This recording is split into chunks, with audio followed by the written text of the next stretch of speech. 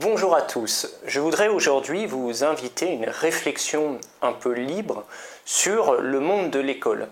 Alors l'école, c'est un lieu où l'on se rend lorsqu'on est petit, ça peut être l'école primaire, je parle également du collège dans ce que je regroupe dans l'école, et c'est un lieu où on apprend à devenir ce qu'on est en tant qu'adulte. On va apprendre des choses, on va avoir des liens sociaux avec des élèves, avec des professeurs, et petit à petit, on commence à former l'adulte que l'on sera plus tard à partir de l'école. Pour ceux qui ne me connaissent pas encore, je suis Luquet, je vous aide à préparer les examens du DALF C1 et du DALF C2. Si vous voulez en savoir plus sur mon accompagnement, je vous invite à rejoindre mon site www.luquet.com. Vous aurez plus de renseignements. Si vous avez aimé la vidéo, évidemment, vous mettez un like et vous pouvez également la partager sur vos réseaux sociaux. Aujourd'hui, je me permets de faire cette réflexion un peu libre sur l'école avec une partie argumentée parce que j'estime que l'école primaire et le collège ont un fonctionnement qui ne correspond plus à ce qui devrait être présent dans une école d'aujourd'hui. Je m'explique. On s'aperçoit par exemple qu'au collège, plus de 10% des élèves ne savent pas lire correctement et parfois ne savent pas écrire, presque pas écrire correctement. Alors ces 10% de personnes, on peut fortement imaginer qu'ils vont être exclus lors de leur scolarité au collège, mais plus encore lors de leur vie professionnelle. Je voudrais également vous souligner une certaine aberration des connaissances que l'on acquiert à l'école primaire ou au collège et que l'on ne réutilise jamais dans la vie de tous les jours. Certes, l'histoire, par exemple, est une matière qui est très intéressante, mais je ne pense pas qu'un élève de l'école primaire ou qu'un élève du collège puisse retenir toutes les connaissances qu'on lui inculque pendant plus de 9 ans et qu'elles lui serviront dans la vie de tous les jours lorsqu'il sera adulte. J'ai pris l'histoire, mais j'aurais très bien pu prendre la biologie, la science, les langues étrangères, comme l'anglais par exemple. Et je veux vous montrer, aujourd'hui, il est là mon point, c'est qu'à l'école primaire et au collège, on a beaucoup de matières qui ne servent pas du tout dans la vie de tous les jours. En revanche, il manque une compétence essentielle que l'on devrait apprendre dès l'école primaire, c'est la compétence sociale.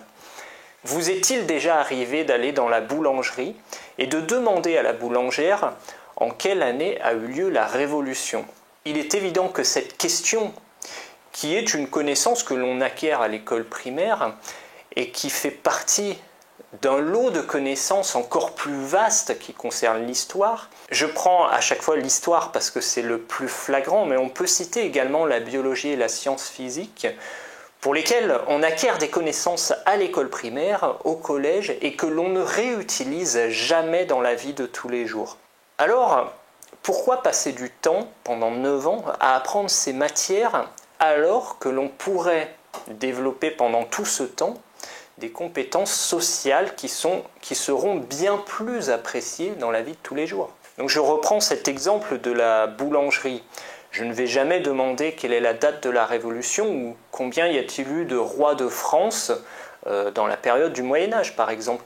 On ne va jamais parler de ça dans la vie de tous les jours. Et pourtant ce sont des connaissances qu'on nous inculque à l'école primaire. Par contre, ce qui serait intéressant de voir, c'est comment discuter avec la boulangère. Comment l'interroger? Comment avoir de l'empathie avec cette personne? L'empathie est un terme qui est très important, je pense, dans la société de tous les jours. On a l'habitude de parler, mais on a très peu l'habitude d'écouter les gens. Et pourtant, si on les écoutait, on comprendrait peut-être leurs problèmes et on essaierait, avec eux, de trouver une solution commune. Alors, à la place d'enseigner la physique, la biologie, l'histoire, la géographie, je ne dis pas qu'il faut complètement les éliminer, mais on pourrait faire des ateliers qui sont une fois par semaine, on verrait l'histoire, une autre semaine, on verrait la biologie, une autre semaine, on verrait la physique par exemple. Ça permet aux élèves, pendant une après-midi, de découvrir une matière qui est culturelle ou une matière qui est scientifique Et ça leur permettrait vraiment de découvrir ce qu'est le monde professionnel également par là.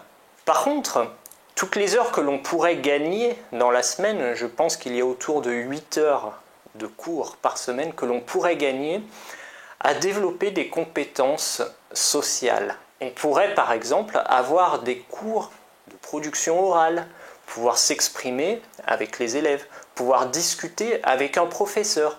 Qu'est-ce qu'on doit dire, qu'est-ce qu'on ne doit pas dire, comment faut-il faire attention, comment doit-on gérer nos émotions dans la discussion. Je vous donne un exemple très précis. Si vous allez de temps en temps dans les administrations, telles que la préfecture, telles que la sécurité sociale, dans ces organismes de l'administration française, les citoyens français ont des demandes et parfois, lorsqu'ils ne comprennent pas les instructions qui leur sont proposées, ils peuvent s'énerver et parfois même ils peuvent en venir aux mains. Ils peuvent être violents avec le personnel administratif. Et regardez ici, si l'on faisait un effort de discussion, si l'on faisait un effort de compréhension, que ce soit des deux côtés, souvent le personnel administratif est formé, mais n'a peut-être pas une formation qui est très forte pour pouvoir prendre en charge des personnes violentes. Si à l'école primaire, on nous apprend à échanger nos problèmes et à essayer de prendre en considération les problèmes de chacun, dans ce cas-là, on forme une société qui est cohérente, on forme une société qui se comprend avec des gens qui savent se parler entre eux. Mais je reviens maintenant sur les matières, la biologie, la physique, l'histoire.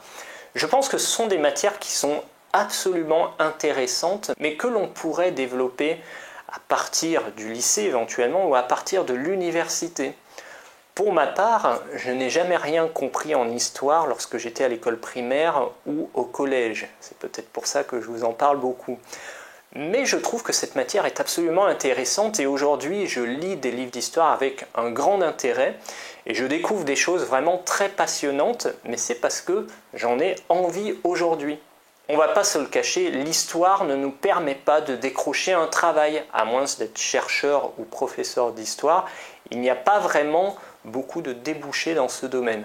Alors pourquoi consacrer autant de temps dans les matières des élèves?